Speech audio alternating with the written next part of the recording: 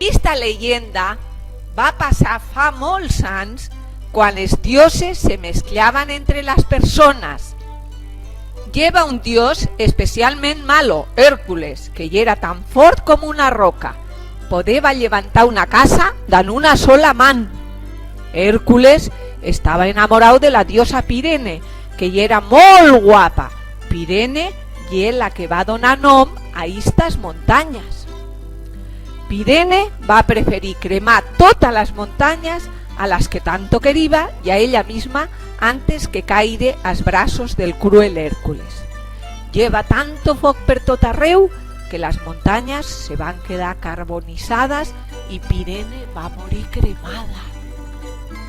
Pirene se va morir plorant y de una de las suyas llàrimas va salir un nivón de aigua azul, azul com al cielo.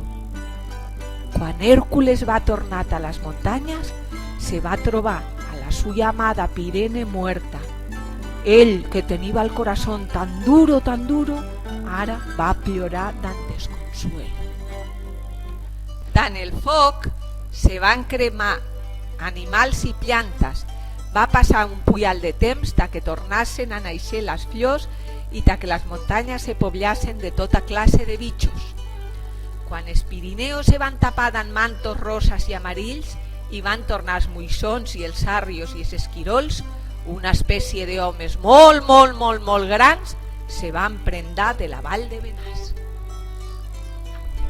Entre estos homes en lleva uno més gran i més malo que se diva Netú i que hi era pastor. Netú tenia un ramat de huellas i craves, tenia també una cabana per les muntanyes i quan vell home passava per allí, Netú el matava. La gent de Benàs que caminaven per les muntanyes estaven molt espantats i tenien molta por. No se atreviven ni a salre de casa. Un dia va arribar a la plaça de Benàs un peregrino molt bona persona que se va quedar un temps allí a viure. Jugava en tota la mainada i ajudava a tots els que hueven de menester.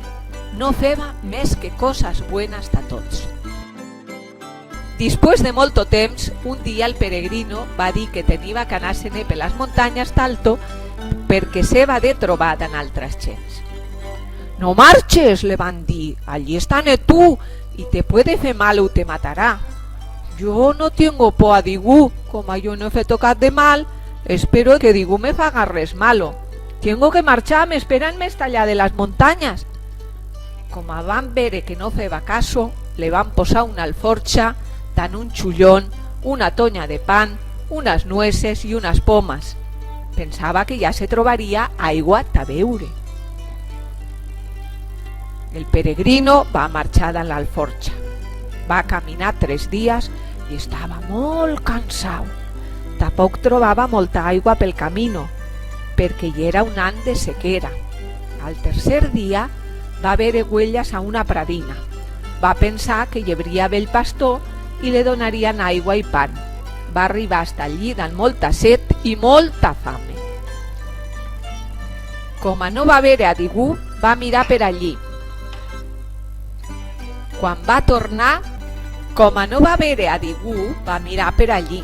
Quan va tornar, se va trobar un home gran com a un pino i molt mal carau. Le va demanar si podeva donar-li un poco de aigua i un trosset de pan. El home gran, que llevava una chaqueta i uns pantalons de pell de huella i una barba que feia por, le va dir: «Dóname las gracias perquè no te mato». El peregrino el va tocar i le va dir: «Tienes el corazón duro como una pedra y te tornarás en pedra». Y en ese mismo instante, el pastor malcarau se va quedar quieto y tot ell va pillar la forma i el color d'una pedra gran. I esa pedra y el pico de la neta.